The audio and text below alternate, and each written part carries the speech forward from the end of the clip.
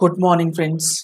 GST platform के YouTube channel में आप सभी का स्वागत है। जी हाँ फ्रेंड्स, जीएसटी के अंदर जो अब ई इनवॉइसिंग से रिलेटेड चेंजेस किए जा रहे हैं 1 अगस्त 2023 से, और उसका जो इम्पैक्ट आपके ऊपर पड़ने वाला है उसमें आप किस तरीके से रिलीफ ले सकते हैं और किस तरीके से सही ऑप्शन सिलेक्ट कर सकते हैं, आप ई इनवॉइसिंग में हैं या नहीं, आज इस सेशन में आपको बताने जा रहा हूं। जुड़े रहिएगा इस वीडियो के एंड तक ताकि आपको पूरी इंफॉर्मेशन जो है वो अच्छे से समझ में आ जाए। सबसे पहले एक बैकग्राउंड को समझिएगा, क्या चीज होने जा रही है। मान लेते हैं कोई एक सप्लायर है मिस्टर ए, जो कि ई इनवॉइसिंग को जनरेट करने के लिए इस मिस्टर ए को एग्जम्पशन दिया गया है। आप सबको ये पता है कि कुछ specified categories of tax payers होते हैं जिनका टर्नओवर भले ही 5 करोड़ 10 करोड़ 20 करोड़ कुछ भी हो जाए, उनको ई इनवॉइसिंग नहीं करनी होती है।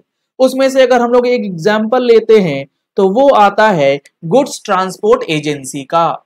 यानी कि अगर कोई एग्जाम्पल के तौर पे अगर आप एक गुड्स ट्रांसपोर्ट एजेंसी हैं तो आपको ई इनवॉइसिंग करने की जरूरत नहीं पड़ेगी, और वो जरूरत इसलिए नहीं पड़ती है क्योंकि उनको एग्जम्पशन दिया गया है। और ये एग्जम्पशन कहां लिखा गया है? ये एग्जम्पशन लिखा गया है ई इनवॉइसेस के नोटिफिकेशन के अंदर, जहां पर रूल 54 का सब रूल 2, 3, 4 एंड 4A में एग्जम्पशन की बात करी गई है। तो इसके अंदर जीटीए जो है वो नोटिफाइड हो जाते हैं।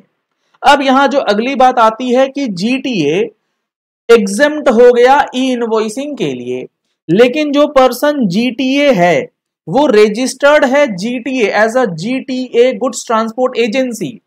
अब वो हो सकता है कि जो सर्विसेज प्रोवाइड कर रहा है वो जीटीए वाली सर्विस भी दे रहा हो और वो अदर सर्विसेज भी दे रहा है। जीटीए के साथ साथ कुछ अदर सर्विसेज भी वो दे रहा है। एंटिटी इसकी जो है वो as a goods transport agency यानी कि सप्लायर ऑफ जीटीए सर्विसेज में रजिस्टर्ड है। तो यहां पर एक सर्कुलर गवर्नमेंट ने इशू किया था, उसमें गवर्नमेंट ने ये बताया था कि ये जो एग्जम्पशन है ये सप्लाई नेचर के हिसाब से नहीं दी जाएगी, वो दी जाएगी एंटिटी वाइज। यानी कि अगर कोई person as a GTA registered है, उसकी एंटिटी जीटीए की कैटेगरी की है, तो वो चाहे जीटीए की सर्विसेज दे रहा हो या फिर अदर सर्विसेज दे रहा हो, एंसिलरी सर्विसेज दे रहा हो जीटीए के साथ साथ भी, तो एज अ एंटिटी इस पूरे पर्सन के ऊपर जो है वो ई इनवॉइस का कॉन्सेप्ट नहीं लगेगा।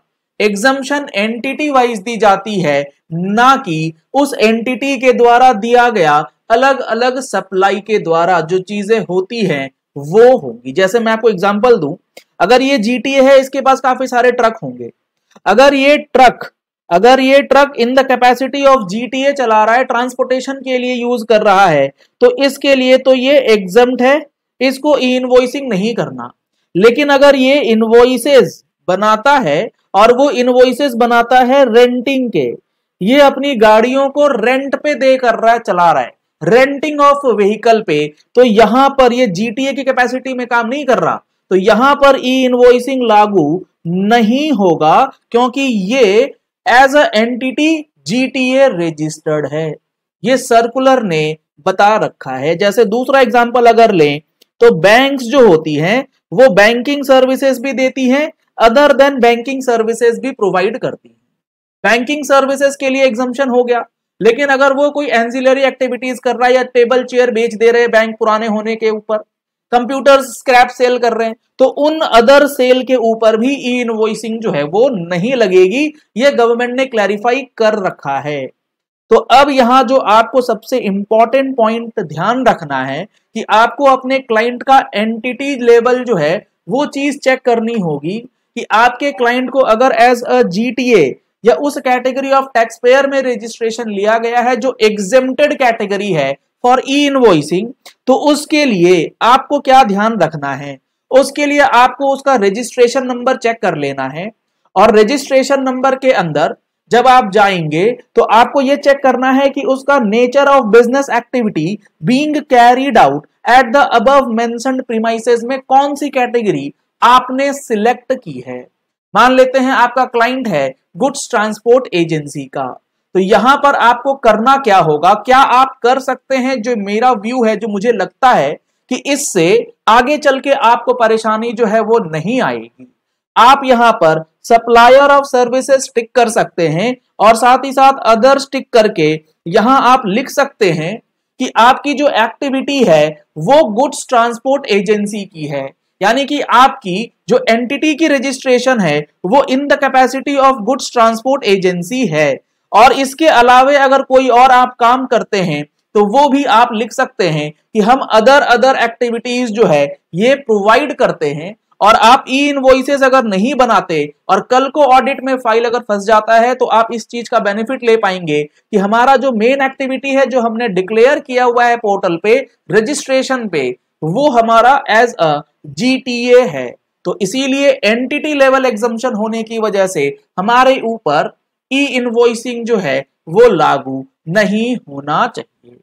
तो आप अपने अमेंडमेंट्स को ध्यान में रखते हुए इस प्रैक्टिकल चीज को अप्लाई कर सकते हैं और गुड्स ट्रांसपोर्ट एजेंसी आप अपनी बिजनेस एक्टिविटी के अंदर ऐड करा सकते हैं, क्योंकि यहां बेसिकली यहां वर्क्स कॉन्ट्रैक्ट दिया गया है, सप्लायर ऑफ सर्विस दिया गया है, ये सारी बातें ठीक हैं, लेकिन आप गुड्स ट्रांसपोर्ट एजेंसी है वो कहीं ना कहीं आपको इसमें मेंशन कर देने से आपको बेनिफिट हो सकता है। ये एग्जांपल मैं जीटीए का आपको दे रहा हूं, आपको ये देखना होगा कि आपका जो क्लाइंट है वो इन एग्जम्पशंस में कहां फॉल कर रहा है। जो हम लोगों ने अपने प्रैक्टिकल कोर्स के अंदर आपको काफी डिटेल में बता रखा है कि ई इनवॉइसेस का एग्जम्पशन रूल 4354 के अंदर कौन कौन से सिचुएशंस में दिया जाता है। अगर आप लोगों ने अभी तक इस प्रैक्टिकल कोर्स को एनरोल नहीं किया है तो नंबर्स आपको स्क्रीन पे दिए गए, इन नंबर्स पे कॉल करके व्हाट्सएप करके आप कोर्स में ज्वाइन कर सकते हैं, क्योंकि अभी इसमें आपको मिलेगा स्पेशल ऑफर 10% का डिस्काउंट।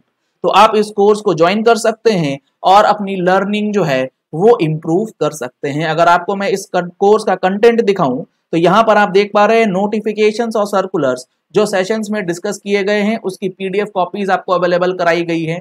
उसके बाद कंप्लीट जीएसटी एक्ट और रूल्स जो अपडेटेड हैं जनवरी 2023 तक उसकी कॉपीज अवेलेबल करा दी गई हैं। उसके बाद टॉपिक वाइज सेशन सप्लाई से रिलेटेड, चार्ज इन जीएसटी और रिवर्स चार्ज से रिलेटेड काफी डिटेल्ड डिस्कशन, चाहे वो 9.3 का हो या 9.4 का हो, सारी चीजें अवेलेबल हैं। रजिस्ट्रेशन, कैंसिलेशन, रिवोकेशन से रिलेटेड जो प्रोविजंस हैं उसके सेशंस लगभग 5 हिस्सों में आपको बंटवारा करके दी गई हैं। लगभग 20 घंटे का ये सेशन जो है, 15 से 20 घंटे का सेशन आपको सिर्फ रजिस्ट्रेशन से रिलेटेड दिया गया है। वैल्यूएशन जीएसटी के अंदर किस तरीके से होता है, टाइम ऑफ सप्लाई के provisions, payment of taxes, return filing, composition scheme, invoices, ITC, E way bill, scrutiny, assessment and notices का क्या फॉर्मेट है, किस तरीके से आपको असेसमेंट हैंडल करना है, ऑडिट, डिमांड एंड रिकवरी से रिलेटेड प्रोविजंस और अपील से रिलेटेड प्रोविजंस जो हैं सारी चीजें कवर कर दी गई है। आने वाले समय में यहाँ आपको ऑफेंसेस, पेनल्टीज, प्रोसिक्यूशंस, रिफंड सारी चीजें यहाँ पर मिलने जा रही हैं। तो आप इस कोर्स का बेनिफिट ले सकते हैं इस ऑफर प्राइस के अंदर। चलिए इस वीडियो को यही एंड करते हैं। आशा करते हैं आपको ये बात समझ आ गई होगी कि आपको अगर ई इनवॉइसेस से बचना है और सही तरीके से बचना है तो किस तरीके से आप पोर्टल में अपना डेटा अपडेट करेंगे। अगर आपने हमारे चैनल पे फर्स्ट टाइम ट्यून इन किया है तो चैनल को सब्सक्राइब करने के लिए नीचे दिया गया रेड कलर का सब्सक्राइब बटन प्रेस कर लीजिए, साथ में जो बेल आइकन है उसे प्रेस कर लीजिए ताकि वीडियोस की नोटिफिकेशंस आप तक रेगुलरली पहुंचती रहें। Thank you and have a nice day.